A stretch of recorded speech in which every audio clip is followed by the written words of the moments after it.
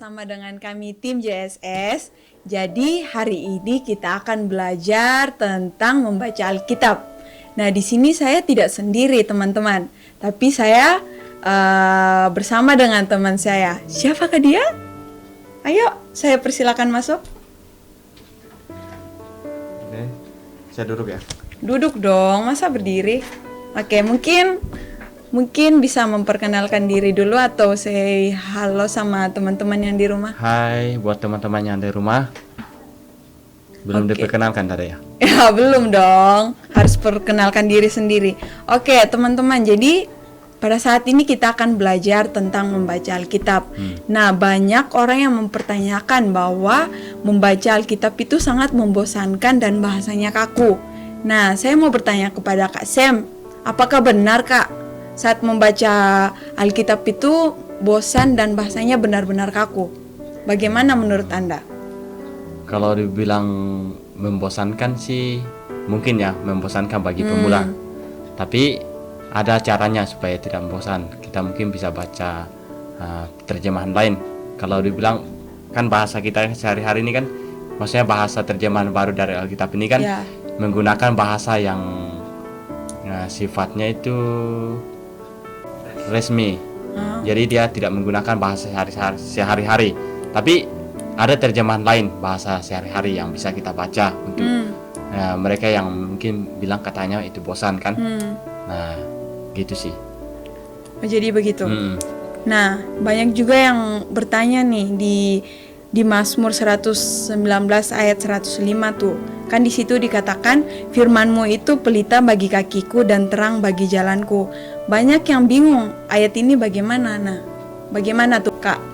Nah, kalau misalnya dibilang ayat ini gimana? Ini Artinya? berkaitan dengan Alkitab ya. Alkitab. Kan Alkitab ini diibaratkan sebagai pedoman ya. Contohnya kalau kita beli sesuatu, misalnya HP nih, contohnya HP kita beli kan pasti ada buku petunjuk penggunaan atau buku panduan kan. Nah, sama dengan halnya Alkitab itu sebagai buku panduan bagi kita Ya, gitu, ya. supaya saat kita melangkah itu kita menuju ke arah yang benar. Gitu Benar. lah. Jadi dia sebagai pelita yang Oh, akan jadi menunjukkan kayak arah kepada kita. kayak mengarahkan gitu ya. Oh. Kira-kira begitu. Nah, kita tahu nih bahwa Alkitab itu diilhamkan oleh Tuhan. Ya. Nah, saya penasaran, siapa penulisnya? Apakah tiba-tiba ada atau gimana? Penulis Alkitab itu diilhamkan oleh Allah ya. Maksudnya penulisnya tetap manusia ya. Pada dasarnya ya manusia. Manusia ya. Yang dipakai oleh Tuhan, maksudnya Oke. diberikan ilham bagi dari Tuhan kepada manusia. Dan itu ditulis bukan cuma satu orang ya. Itu ditulis kira-kira ada 40 orang ya dari 40 orang? Ya. Wow. Itu perjanjian lama dan perjanjian baru gitu. Dalam waktu yang berbeda, misalnya tahunnya dari tahun penulisannya itu berbeda dan orangnya juga berbeda. Kira-kira ada 40 orang. Dan perlu kita ingat bahwa Alkitab itu meskipun ditulis oleh orang yang berbeda dan dalam keadaan waktu yang berbeda, tapi Alkitab itu tidak ada yang bertolak ke belakang gitu. Oh, jadi Alkitab ini kayak cerita juga ya? Iya, Ada betul. pengarang dan penulis. Wow. Nah, oke. Saya mau bertanya nih, manfaat dan pentingnya membaca Alkitab tuh apa sih? Manfaat dan pentingnya Alkitab ini kan kita ibaratkan jadikan pedoman ya, Pedoman. pedoman dalam hidup kita, buku petunjuk ya, buku Ya, panduan. Nah, manfaatnya itu pertama kalau kita baca di dalam 2 Timotius 3 ayat 16, di situ kan dikatakan coba dibaca di ayatnya kayak mana. Ayo, teman-teman di rumah dibuka, bisa kali dibuka. Kita cari ayatnya ya. Dicari dulu, Kak. Nah, 2 Timotius 3 ayat 16 dikatakan begini, segala tulisan yang diilhamkan Allah memang bermanfaat untuk mengajar, untuk menyatakan kesalahan, untuk memperbaiki kelakuan, dan untuk mendidik orang dalam kebenaran.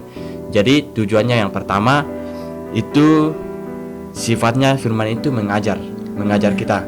Terus kedua itu menyatakan kesalahan kita. Jadi kalau kita misalnya berbuat sesuatu kan, kita kan tidak tahu nih apakah ini benar atau salah. Nah, melalui kita baca Alkitab itu kita bisa tahu ini salah, ini benar. Jadi itu. Yang kedua itu, yang ketiga, memperbaiki kelakuan kita.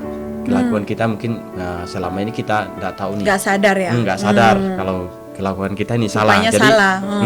melalui buku panduan itu dari Alkitab itu kita bisa tahu ini salah.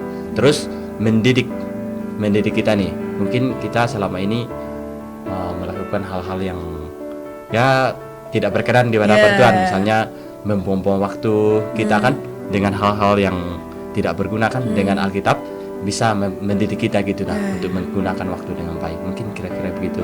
Oh, oke.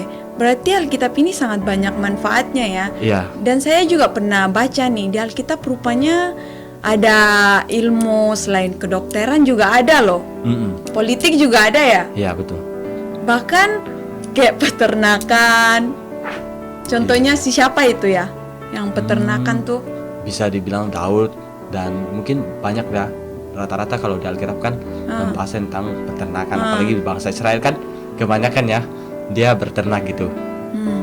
Jadi istilahnya Alkitab ini bukan sebagai hanya buku biasa. Dia ini firman Tuhan. Di dalamnya itu berisi tentang banyak hal ya. Banyak hal. Salah satunya yang tadi dikatakan ada ilmu-ilmu yang lain dalam tentang kedokteran, tentang ekonomi pun ada di sana kan. Jadi istilahnya buku ini, Alkitab ini boleh dikatakan induk dari segala buku. Kira-kira gitu. Oke, jadi sangat penting ya bagi kita untuk membaca Alkitab ini. Ya, betul. Selain dia mengajar, banyak ilmu yang kita dapat dari Alkitab ini ya. Nah, pertanyaan terakhir nih Kak. Ada yang bertanya nih, kan di Alkitab itu kan ada Perjanjian Lama dan Perjanjian Baru. Nah, di pertengahan itu kan ada kertas putih tuh. Nah, dia bertanya, ini kertas putih gunanya apa? Atau apakah sengaja atau memang ada tujuannya nih? Oh, itu kalau misalnya itu disebut dengan istilah masa Tuhan berdiam. Artinya masa Tuhan tidak berfirman gitu kepada manusia. Maksudnya melalui penglihatan, ilham.